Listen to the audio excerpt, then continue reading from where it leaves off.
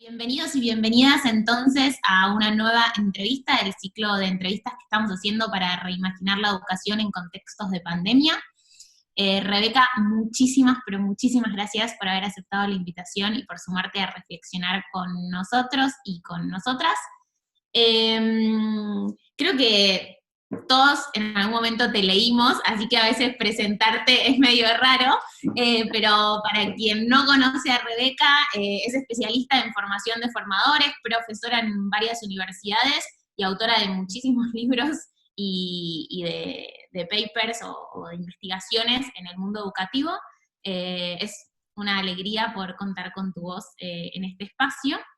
Te cuento más o menos cómo es la entrevista un poco. Vamos a hacer una primera parte con algunas preguntas más generales, disparadoras, para que nos cuentes qué reflexiones nos querés aportar sobre eso. Voy a hacer una sección que se llama Cortito y al pie, que son algunas frases para completar, nada muy complejo, y después vamos a dejar que las personas que nos están escuchando hagan preguntas. Esas preguntas se las van dando a Mili me las va a pasar, así hago alguna curaduría de eso y te hago algunas nomás porque no tenemos tanto tiempo para charlar. Así que para arrancar, Rebeca, te quería preguntar, primero por vos y después lo voy a llevar al mundo educativo. Viste que en nuestras casas o siempre que vamos a algún lugar hay un botiquín con las cosas esenciales por si acaso algo, como ¿cuál es tu botiquín de por si acaso en esta cuarentena? Hola, buenas tardes a todos, a todas. Gracias por la invitación. ¿Tu pregunta es acerca de un botiquín educativo o acerca de un botiquín genérico?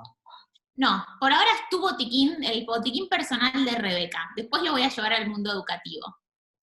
Bueno, muchos libros, muchas fotos de mis nietos, obviamente la computadora, porque es imposible, y golosinas, chocolate, dulce de leche, alfajores, todo eso. Buenísimo, que me resuena mucho lo de los chocolates, en mi botiquín también están. Y ahora pensando, sí, en el botiquín de los docentes. O sea, los docentes en este contexto tuvimos que adaptarnos un montón y agarrar ese botiquín para poder sobrevivir a este contexto. ¿Cómo cuál crees que es el botiquín que los docentes deberían tener o deberían estar armándose para estar de la mejor manera transitando este momento?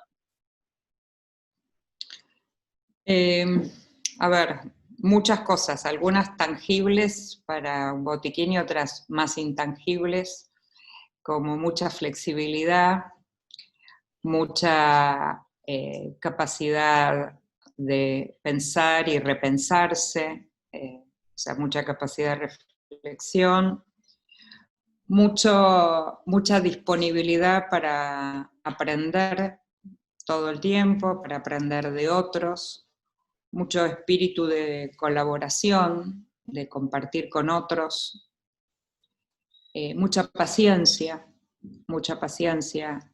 porque todo es nuevo, porque no se resuelve todo de un momento para otro. Mucha comprensión en términos, por un lado, de empatía para ponerse en el lugar del otro y comprensión de que las cosas que estamos haciendo son de alguna manera por ahora transitorias, tienen que ver con este periodo de excepcionalidad, que no son decisiones definitivas. Diría, con poca, digamos, poco temor, o sea, con disponibilidad para probar, para ensayar nuevas formas, nuevos métodos. Diría que en el botiquín debería haber también modos de comunicación, distintos modos de comunicarnos, y en el botiquín muchos estudiantes. Qué interesante, Rebeca, todo lo que nos estás regalando, estoy anotando, porque son como todas ideas súper interesantes también para ahondar en eso. Y pensaba si había, porque muchas de las que mencionás me parece que son como un botiquín que casi tendríamos que tener siempre los docentes, más allá de este contexto, ¿no? Como quizás algunas cosas ahora con más necesidad, pero que serían todas, no sé, características, habilidades, competencias, herramientas que necesitamos tener siempre presentes. Si vos tuvieras que pensar como en este contexto en particular para los docentes, ¿dónde los invitarías a poner el foco? ¿Qué dirías? Como de todas estas cosas que estuviste trayendo, como si hay que elegir una en particular. A ver, lo de estudiantes, digamos, lo traería en función de la necesidad de de contactar a cada uno de los estudiantes, ¿no? De esta preocupación que tenemos y ocupación de tener a cada estudiante adentro de esta escolaridad, digamos, de esta escuela que tenemos en estos momentos, en términos, digamos, de la continuidad pedagógica de cada uno, o sea, que no se nos pierdan estudiantes en esta situación, o sea, ese sería como lo prioritario, ¿no? El tema de la flexibilidad, porque nada de lo que hubiéramos pensado tiene que ver con lo que está sucediendo, entonces la idea de ser flexibles ante lo que sucede, ante las planificaciones, ser flexible porque lo que te funciona hoy, a lo mejor después de una semana ya no funciona, porque esto es cambiante, ¿no? Eh, y el espíritu de colaboración, digamos, porque esto no se puede hacer en soledad, es muy difícil hacerlo en soledad, ¿no? Entonces diría estas tres cosas, ¿no? La de no perder a ningún estudiante, el tema de la flexibilidad y del trabajo colaborativo, ¿no? Eso las pondría como prioridad.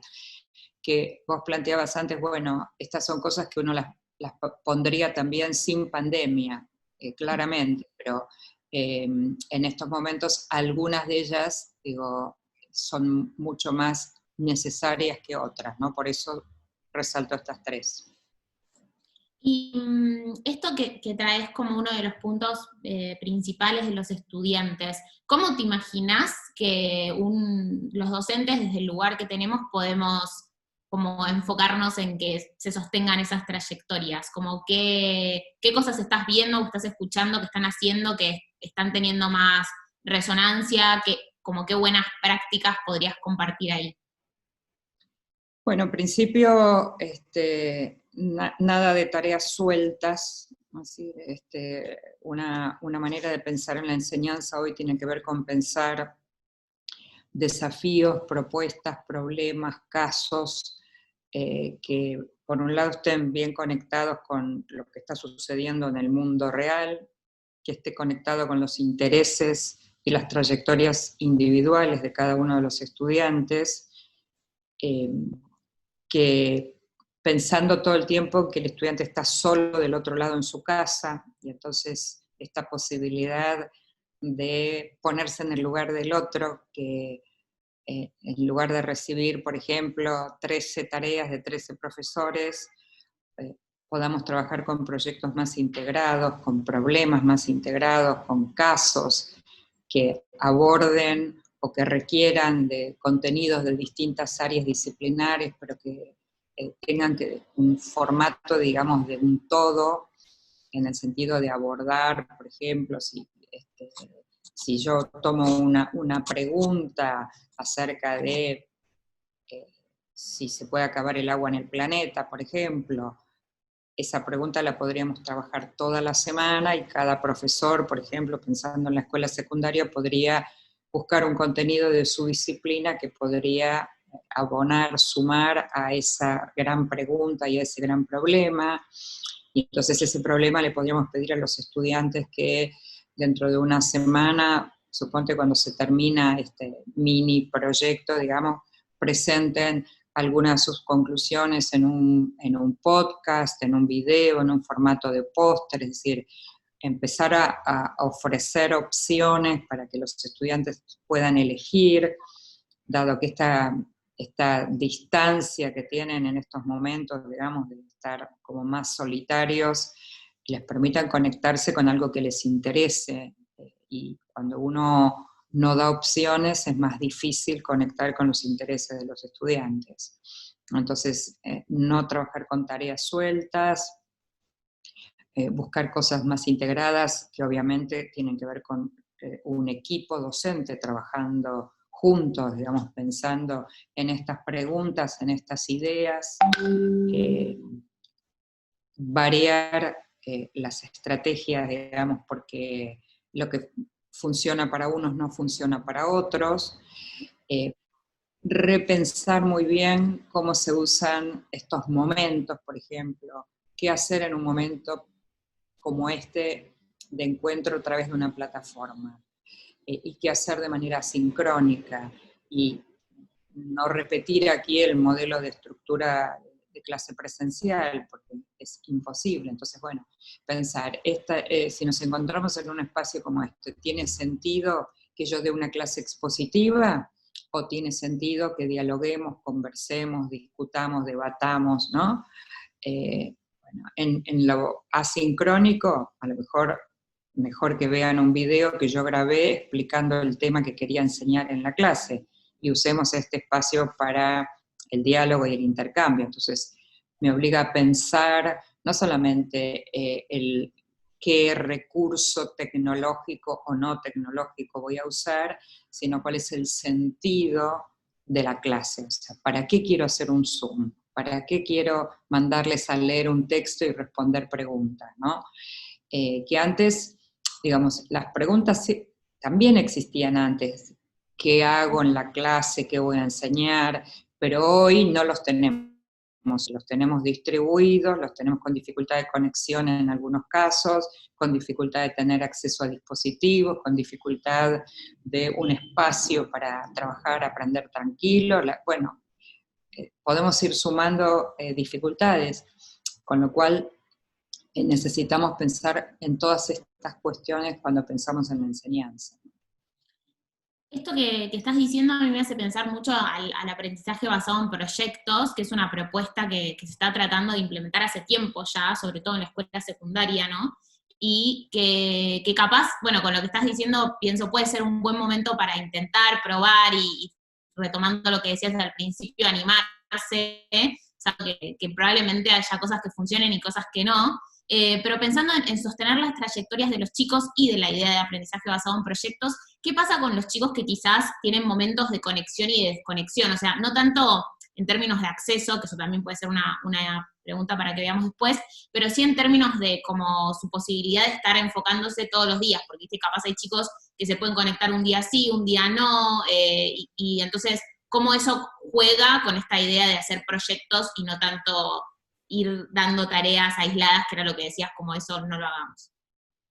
Si yo te propongo un proyecto para trabajar y te propongo un encuadre de tiempo y te propongo, te cuento cuál es el sentido del proyecto y te propongo cuál va a ser el final, es decir, cómo quisiera que vos muestres lo que aprendiste en el proyecto, podría empezar a enseñar a desarrollar algunas habilidades metacognitivas que tienen que ver con la autonomía, que vos te organices tu tiempo, que me presentes un plan de cómo vas a durante la semana, por ejemplo, trabajar para llegar al día viernes o cuando fuera a entregar tu trabajo, que a mitad de semana yo pueda monitorear, tener un diálogo de 4 o 5 minutos con vos por Zoom, por teléfono, por WhatsApp, por donde sea. No necesito ni controlarte a cada hora a ver qué estás haciendo, ni darte tareas sueltas para que vayas resolviendo de a una, porque eso no tiene ningún sentido, no tiene interés, no tiene desafío.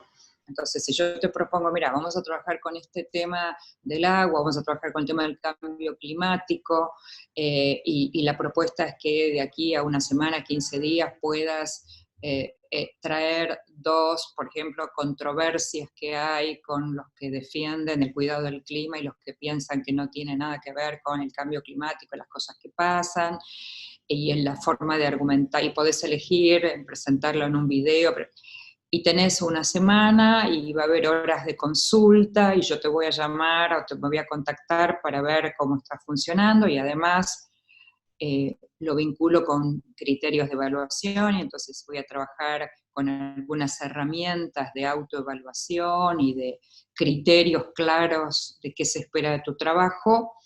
No me preocuparía si te enganchaste a las 8 de la mañana o a las 4 de la tarde, o si el lunes no hiciste nada y el martes haces todo junto. Es decir, también obviamente depende de la edad, no es lo mismo hablar con adolescentes o con jóvenes en un terciario que hablar con chicos de primer grado, ¿no? Obviamente que depende, y depende de los contextos, por supuesto, como decía, quién tiene conectividad, quién no tiene, entre otras cuestiones, ¿no? Claro, pero es interesante esto de que quizás el aprendizaje basado en proyectos es un modelo también que en este contexto permite darle más autonomía a los chicos y entonces como es al final más apropiado y flexible para las distintas, como los tiempos, los momentos de cada uno para que se vayan autorregulando. Y pensando en los chicos que no tienen conexión, la mayoría de las propuestas están puestas en cuadernillos, quizás como ahí los docentes tienen algo para aportar, cómo se podría aportar o qué debería estar pensando un Ministerio de Educación en relación a esos estudiantes. Bueno, las experiencias que estamos viendo es no solo cuadernillos, en los lugares donde no hay conectividad está funcionando la radio y está funcionando la televisión, con propuestas obviamente de enseñanza, digamos. En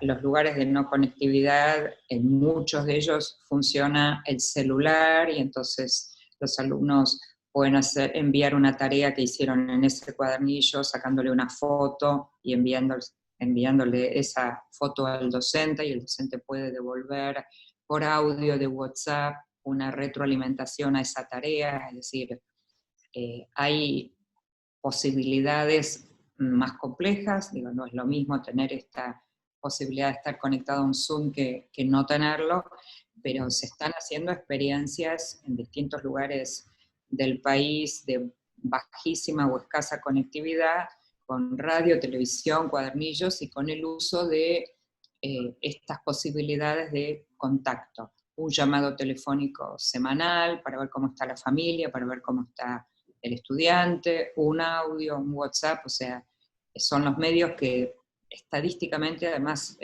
más se están utilizando, ¿no? En el país, en los lugares de no conectividad.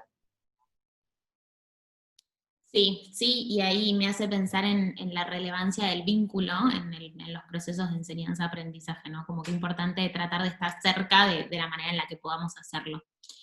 Vos trajiste la palabra evaluación hace un ratito y sos casi una gurú en ese tema, escribiste mucho y te citan un montón cuando se habla de eso. Y también hubo bastante polémica al principio de la cuarentena con esa palabra, muy relacionada a las calificaciones, en verdad, en los medios de comunicación, pero yo quisiera no entrar, digamos, en el tema calificaciones y sí en pensar cómo docentes podemos evaluarnos a nosotros en este proceso, porque también tenemos que entender qué está funcionando y qué no, para cambiarlo o adaptarlo o seguir, y cómo hacer que los chicos también puedan empoderarse un poco más de ese proceso de evaluación, como de su propio proceso. ¿Qué recomendás? ¿Qué viste que está funcionando?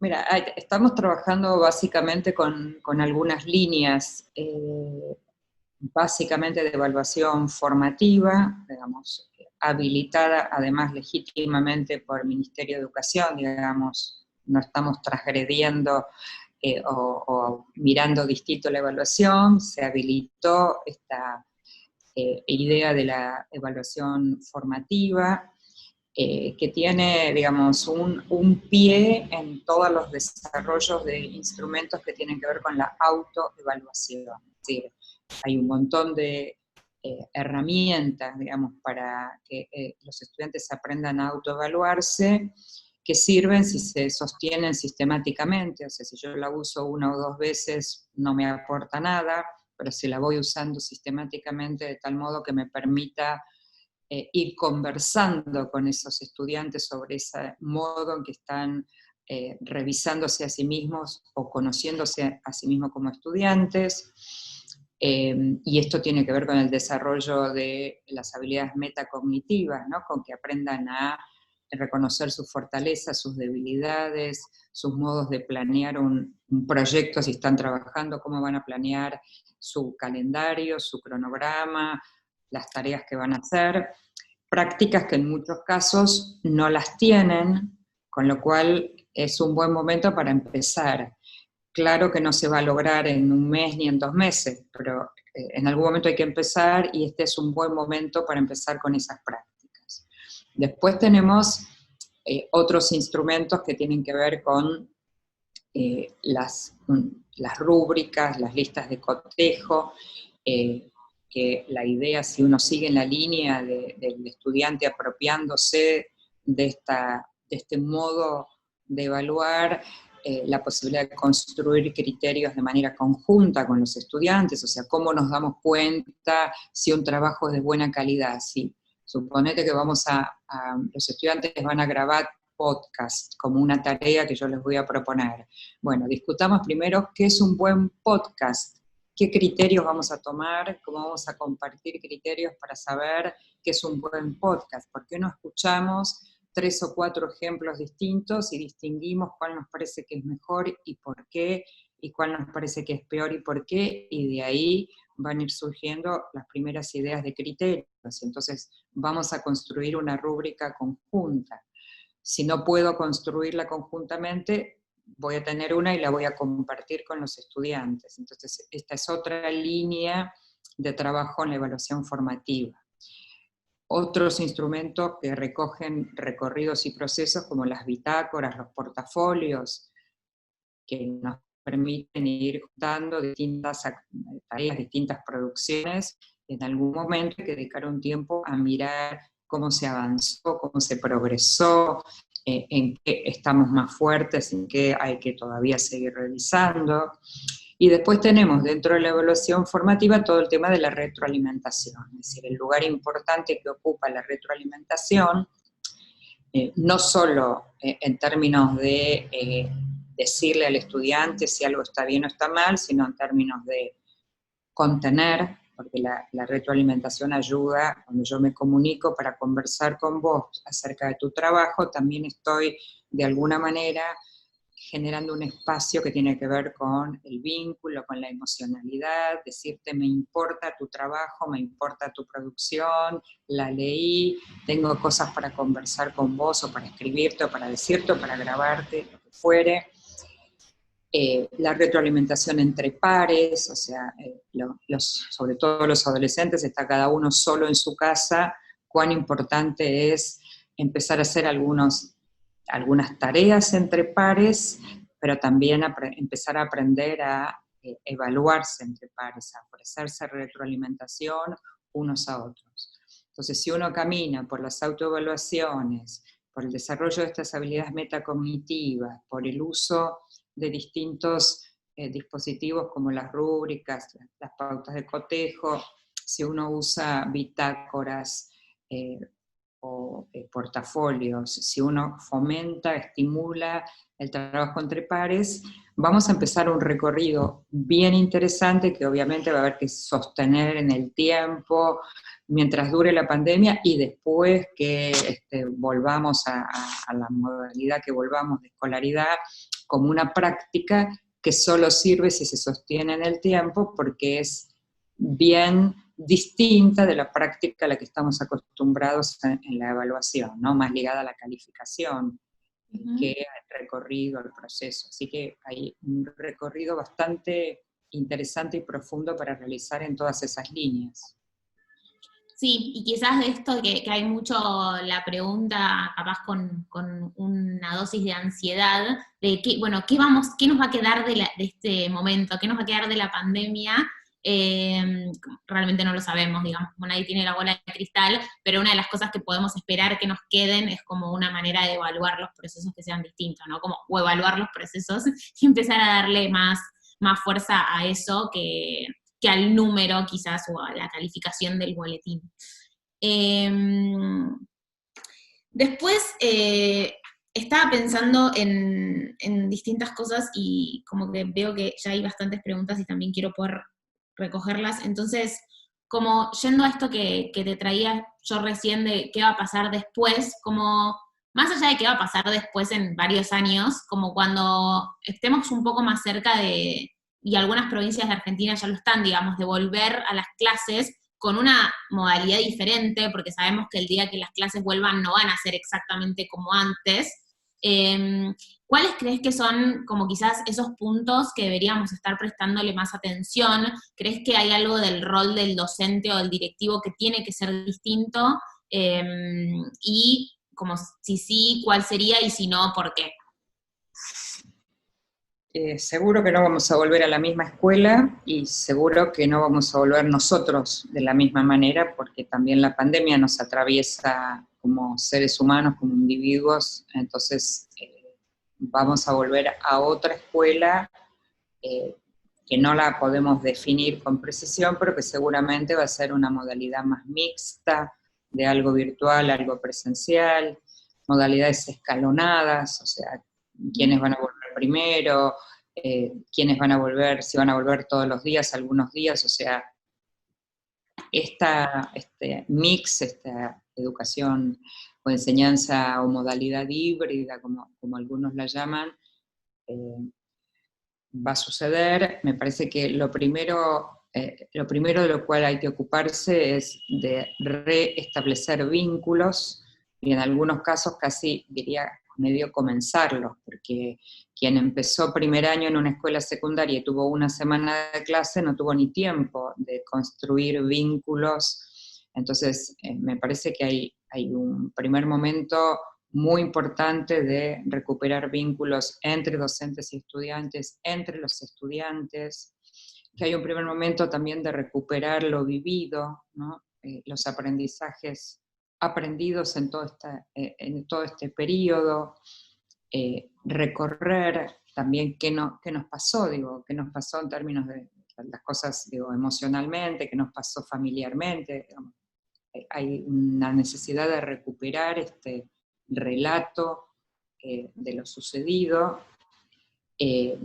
Me parece que hay que pensar fuertemente en la pregunta de qué vale la pena enseñar, o sea, volver a hacer una revisión de recorte de contenidos, que también se está hablando bastante de eso, preguntándose por qué tiene sentido enseñar hoy después de esta experiencia que hemos vivido tan brutal en el sentido de la fuerza con la que se impuso, la velocidad con la que se impuso, bueno, qué nuevas habilidades requiere para nosotros como docentes, qué nuevas habilidades deberíamos considerar en la formación de los nuevos docentes, ¿no?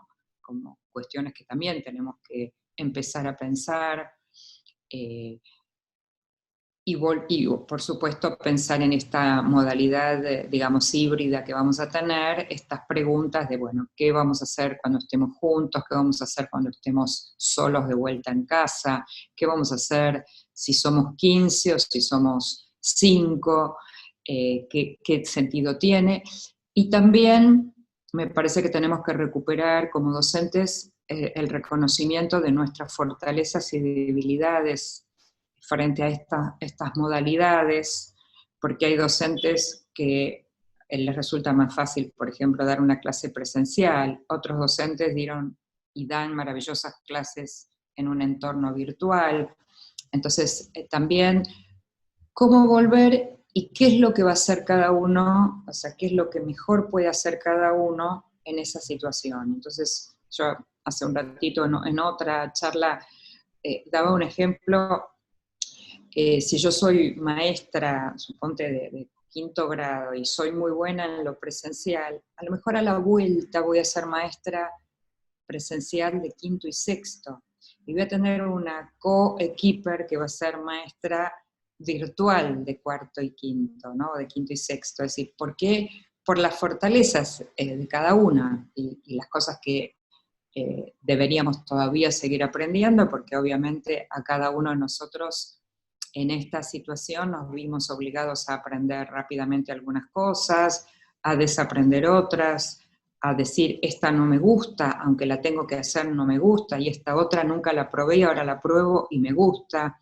Entonces también reconocernos a nosotros como docentes en este nuevo formato habiendo sido atravesados por una pandemia, digo, no es porque, bueno, la escuela decidió que cambia su modalidad porque quiso, ¿no? Aquí estamos obligados, la fuerza de este contexto nos obliga no solo a repensar la enseñanza, digo, sino a repensarnos a nosotros en nuestro perfil y rol docente.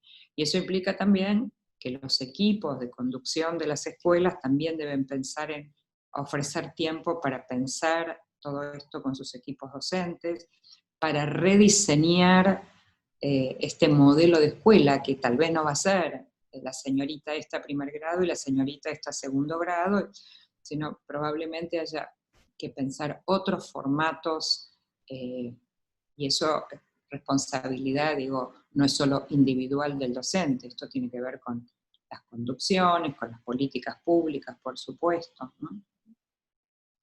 Escuchándote pensaba o me imaginaba en verdad en la cabeza como dos cosas que para mí trajiste, digamos, o yo me llevo de lo que acabas de decir, que primero es una parte de nunca olvidarte de lo básico, ¿no? Como cuando te pregunté cuando volvíamos a la escuela, vos lo primero que trajiste fue como, bueno, la importancia de los vínculos entre los chicos, de retomar lo que pasó, que quizás en la vorágine no te hace el tiempo de parar y decir como, no, bueno, pero esto es muy importante y es una de las bases sobre las cuales queremos construir, y después la cantidad de universos que se empiezan a abrir ahora, que antes por ahí existían, pero no los tomábamos como con tanta fuerza porque no los habíamos tenido que considerar con tanta fuerza, y entonces que quizás eso se transforma en una oportunidad. A mí me parece fascinante esto que traes también de cómo formar a los docentes en esta nueva, como dejándonos atravesar por la pandemia, y te querría preguntar de eso, pero voy a hacer un freno acá y pasar a las preguntas antes de la gente, como para dejar el espacio de quienes nos están escuchando, porque me parece que también es importante que podamos hacerlo. Antes de eso, vienen las 4 frases para que completes de esta parte que se llama cortito y al pie, y mientras les recuerdo a quienes nos están escuchando que si no hicieron una pregunta y tienen ganas de hacerla, es el momento de hacerla, mientras Rebeca nos completa las frases incompletas. La primera dice lo siguiente: mi mayor aprendizaje de este contexto es aprender a vincularme con mis nietos sin la presencialidad.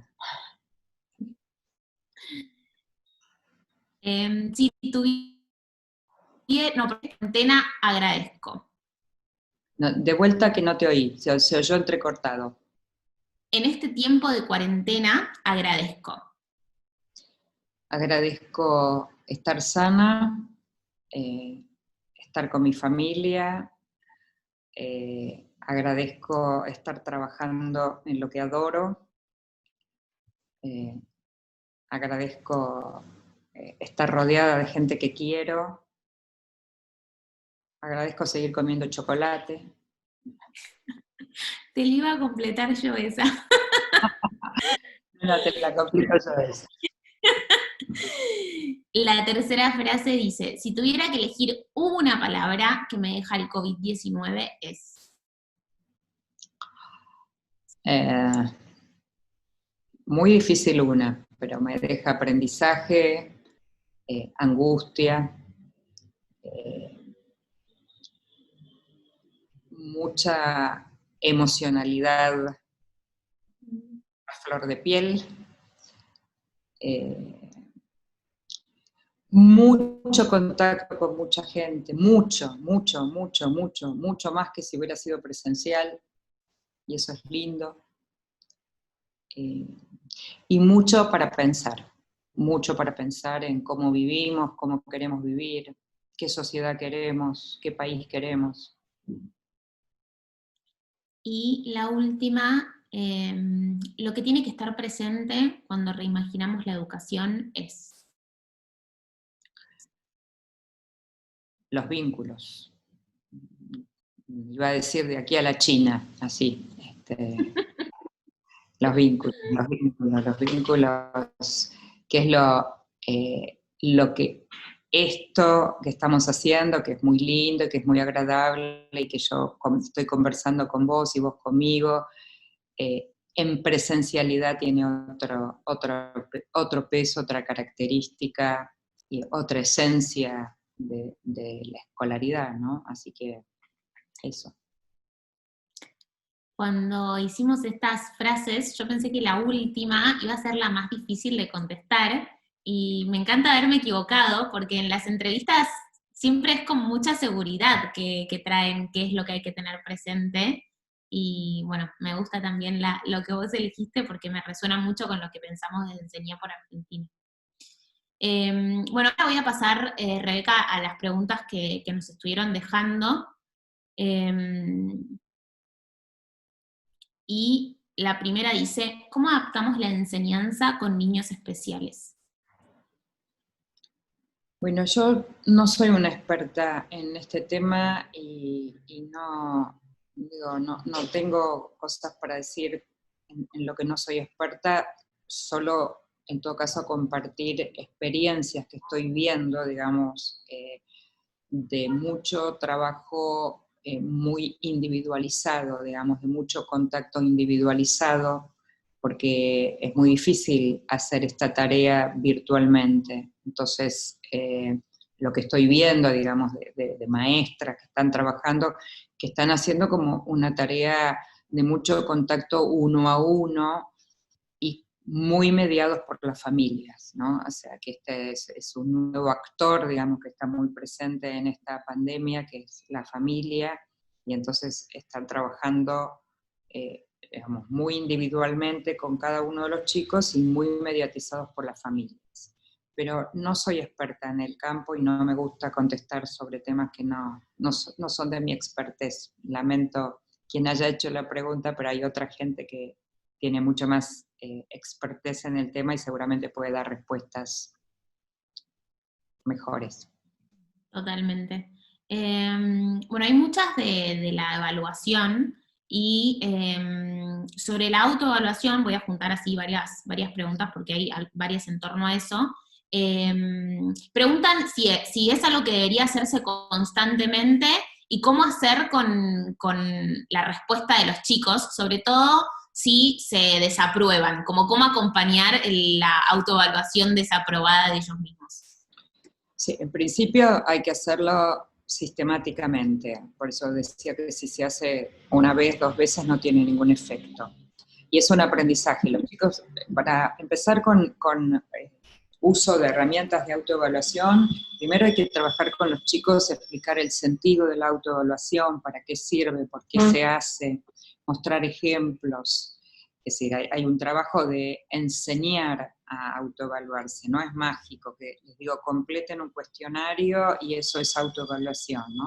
Hay un trabajo de enseñar estas prácticas y un trabajo de acompañarlas, es decir, cuando un chico responde, supóngase, con más baja autoestima de lo que uno esperaría o lo que uno ve en su desempeño, ahí aparece la retroalimentación, que es el acompañamiento que nosotros podemos hacerle, que puede ser, grabar un audio recuperando alguna tarea que él hizo bien, algún desempeño, un audio donde le hago una pregunta para que se quede pensando sobre algo de lo que él escribió. Es decir, nosotros estamos siempre interviniendo sobre eso, no es que él completa la autoevaluación y ya está. Completa la autoevaluación que me permite a mí 2 cosas, me permite o hacer una intervención a modo individual, o sea, devolverle algo específicamente a ese niño, o tomar, si hay 5 chicos, por ejemplo, que en la autoevaluación compartieron el mismo casillero, por decirlo gráficamente, en una respuesta, bueno, a lo mejor yo puedo escribir una respuesta o grabar una respuesta para los 5, o si tengo conectividad, hago una reunión con ellos 5 de 15, 20 minutos, donde trabajamos con los 5 ese aspecto que hay que mejorar. Entonces, la herramienta suelta, así, el cuestionario para completar, claro que no sirve. Entonces es enseñar, practicar, mostrar ejemplos de cómo se completa una autoevaluación, qué significa eso, después intervenir con retroalimentaciones, y bueno, y a cada tanto uno puede decir, bueno, a ver, completamos esta grilla 10 veces, vamos a tomar la primera vez que la completaste y la que ahora, la número 10. Bueno, ¿qué cambió? ¿Cómo te diste cuenta que cambió? ¿Qué te hizo cambiar? ¿Por qué antes ponías en el, no sé, en el casillero 1 y ahora pusiste en el 4? Bueno, ¿qué mejoró? O sea, enseñarles también a mirar ese recorrido. Para eso sirve también la autoevaluación, ¿no? Y son prácticas que se llevan no solo para la escuela, sino para la vida, porque es aprender a mirarse a uno mismo, ¿no? Así que ese es el modo, digamos, de trabajar con la autoevaluación. Y después había varias preguntas en relación a la retroalimentación, que me parece que vos ahí un poco ya lo traés, digamos, como la importancia de ese proceso, de darle un espacio y de que se puede hacer de distintas maneras. Vos antes también traías como, bueno, puede ser un audio, puede ser un mensaje de WhatsApp, puede ser cualquier cosa, mientras haya un espacio para darlo. Eh, pero no sé También si hay hay otro ejemplo que te gustaría traer, porque justamente preguntan como si tenés ejemplos concretos sobre eso. Sí, hay herramientas, hay instrumentos para ofrecer retroalimentación, por ejemplo, lo que se llaman protocolos de retroalimentación, que en general son 2 o 3 pasos muy cortitos, muy puntuales, el que habrán visto en las redes, porque lo estamos usando un montón, un protocolo que se llama SER, la S, que tiene 3 pasos. La S dice seguir haciendo, o sea, decirle al alumno que siga haciendo algo que está bien. La E de empezar a hacer algo que hasta ahora no estaba haciendo, y la R de revisar algo que tiene que mejorar. Son 3 pasos, es bien cortito, es bien puntual, y me permite también, si tengo muchos estudiantes, cosa que a muchos docentes nos pasa, tener cantidad de estudiantes, con un protocolo como ese, o como muchos otros que hay, digo, en internet, en textos, me permite darle una devolución bien puntual, bien focalizada, que me lleva relativamente poco tiempo dársela. Entonces todos los ejemplos de protocolos son buenas herramientas para, como ejemplo, de ofrecer retroalimentación. Me gustó hacer, aparte de la regla memotécnica, Muy, está bueno. muy fácil. Hay varias preguntas en relación a los recortes o a cómo priorizar en casi que en todos los, en inicial, en primaria, en secundarias técnicas, en secundarias no técnicas, como quizás más que en la especificidad de cada nivel, como qué criterios te parece que pueden ser útiles para pensar cómo priorizamos qué contenidos o habilidades trabajar con los chicos. Bueno, primero, digamos, el Ministerio de Educación o los ministerios provinciales están definiendo algunos recortes. Digo, hay una parte que otros la recortan en términos de políticas públicas, ¿no? Si yo le acompaño o le agrego otras miradas del recorte, diría algunas cuestiones. La primera es, pondría foco más en las capacidades que en los conceptos o la información, porque la información hoy podemos acceder buscándola o llamando al señor Google para preguntarle algo. La capacidad no es algo que, aunque lo llame el señor Google para que nos diga, no vamos a desarrollar esa capacidad. Entonces, hay que poner el foco en capacidades. Obviamente las capacidades vienen siempre al lado de contenidos, pero el foco o la prioridad en el desarrollo de capacidades, en cuestiones que les sean significativas y relevantes a los estudiantes, o sea, que sean desafíos para ellos interesantes, que tengan que ver con problemas del mundo real, del mundo que los rodea, y ese es otro criterio para recortar. Recortes que tengan que ver con, en lugar de disciplinas sueltas, en pensar más en disciplinas articuladas, aunque no estamos hablando de interdisciplina y juntar todas las, pero sí en cosas más articuladas, en la inclusión de temas que no están en los diseños curriculares, pero que son desafíos hoy en el mundo. Digamos, si uno hablara hoy de la bioética y de la genética y de la inteligencia artificial, digamos, como temas que son interesantes, que son desafiantes y que me permiten llegar de una manera distinta, sobre todo a los adolescentes y los jóvenes, ¿no?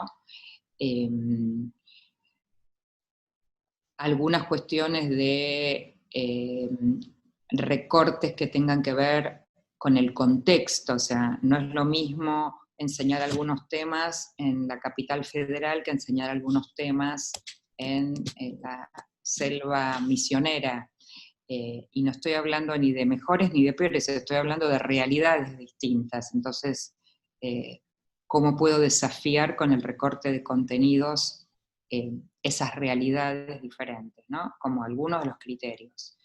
Hay mucho material producido, hay bibliografía, digo, hay muchos sitios donde poder encontrar respuestas, digamos, no a la pregunta específica de cada lugar, porque obviamente, pero sí que nos ayuden a pensar, ¿no? Yo, por ejemplo, un libro que uso mucho para pensar eso es el último libro de Perkins, Educar en un mundo cambiante, donde todo el libro él trabaja con la pregunta ¿qué merece ser enseñado hoy? ¿No? Y da un montón de pistas, que no quiere decir que todas esas pistas, digo, sirven para mi realidad, pero sí son pistas que nos sirven para pensar, y a partir de pensar y hacerlo colectivamente otra vez. O sea, esto no es un recorte que yo hago en mi materia de cuarto año, sino esto es para pensar colectivamente, ¿no? Con el equipo de docentes, con las áreas disciplinares. Así que Sí, por ahí y andaría el pensar tema del recorte. constantemente, ¿no? Porque tampoco es algo que hay que pensar una vez y casarnos con eso, sino que poder ir poniéndolo en tela de juicio todo el tiempo. Así es. Y otra de las preguntas habla sobre la motivación, tanto de los estudiantes como de los docentes, un poco asumiendo, digamos, que estamos desmotivados, cómo hacer que esa motivación aparezca o reaparezca, y si, bueno, pensamos que algunos todavía estamos motivados, cómo hacer para que ese fueguito de motivación siga presente. Bueno, si uno piensa en los estudiantes, la motivación tiene que ver con el tipo de propuestas que uno le hace. O sea, si yo planteo desafíos, yo traigo del mismo libro de Perkins, él tiene una pregunta que a mí particularmente me parece maravillosa como pregunta, no solo para un estudiante, ¿no? O sea, él usa una pregunta para discutir qué vale la pena enseñar y demás, que es, ¿cómo funcionan las cosas? Entonces, esa es la pregunta genérica. Entonces yo le planteo a mis estudiantes, ¿cómo funciona, elijo tres, cómo funciona un avión, cómo funciona una computadora, cómo funciona lo que quieran? Para mí se abre un mundo de desafíos, se abre un mundo de posibilidades de contenidos, de matemática, de lenguas sociales, de naturales, o sea, eh, con una pregunta como esta, con una pregunta provocadora, con un desafío, con una misión, tenemos que llegar a hacer tal o cual cosa. Bueno, o sea, para mí ese es el modo, ¿no? de captar la atención. Eh, el uso de las puertas de entrada que Gardner también planteó cuando planteaba justamente cómo acercar al estudiante al conocimiento entrando por distintas puertas de entrada, como esta imagen de, bueno, si uno tuviera 10 ventanas adentro de un aula, ¿por qué el alumno no podría entrar por cada una de esas ventanas al aula, ¿no? Me parece que esas son cosas que de alguna manera desafían al estudiante y desafían al docente. Porque si en lugar de este desafío yo entro y digo, buen día, hoy vamos a hablar de los puntos cardinales, digo, no le muevo la cabeza a ningún estudiante y tampoco me la muevo a mí. ¿Está bien? Porque ¿qué vamos a hacer? ¿Repetir los puntos cardinales? ¿Vamos a nombrar los planetas que hay alrededor? O sea, ¿cuál es el sentido? ¿Para qué enseñaría eso? ¿No? Entonces, me parece que ahí hay algo de nosotros conectados con entusiasmo, con un saber, y cómo ese entusiasmo por ese saber podemos pensarlo, obviamente de manera diferente, porque son estudiantes que tienen otra edad, otra característica, pero si no empezamos por nosotros, digo, tengo que enseñar de vuelta esto, y bueno, no hay a quién voy a motivar, a nadie. ¿Es más trabajoso pensar así? Probablemente sí, pero otra vez, no lo hago solo, lo hago con otros. Y entonces puedo empezar a pensar de manera diferente. Puedo plantear una pregunta: ¿por qué lloran los ojos? Y hagamos hipótesis con los estudiantes sobre cuál sería los temas de trabajo en esta pregunta: ¿por qué lloran los ojos? ¿Será biología? ¿Será literatura? ¿Será psicología? Digo, ¿no? Y entonces uno abre un mundo de posibilidades. Después me armo una linda red conceptual, un mapa conceptual con todos los conceptos que podrían ir alrededor de esta pregunta. Bueno, abrimos, como dice Brunner, un mundo de posibilidades, ¿no?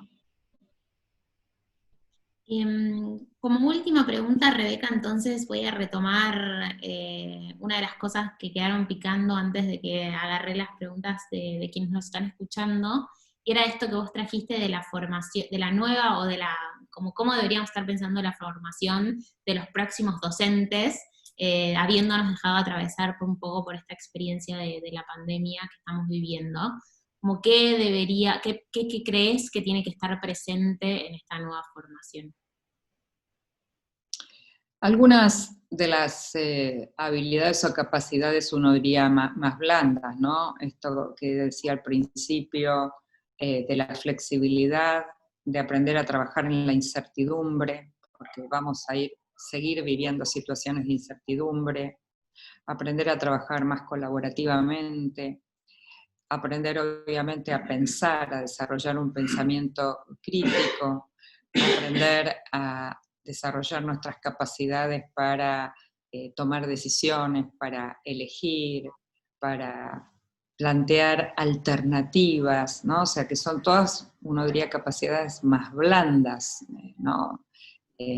No de esas exactas que hay que aprender, además de todos los contenidos, y digo, filosofía de la educación y todas esas cosas pero me parece que estas capacidades tienen que ver con pensar en que no todo va a seguir siendo igual y que todo el tiempo va a estar cambiando. Entonces nosotros tenemos que tener desarrollada esta capacidad.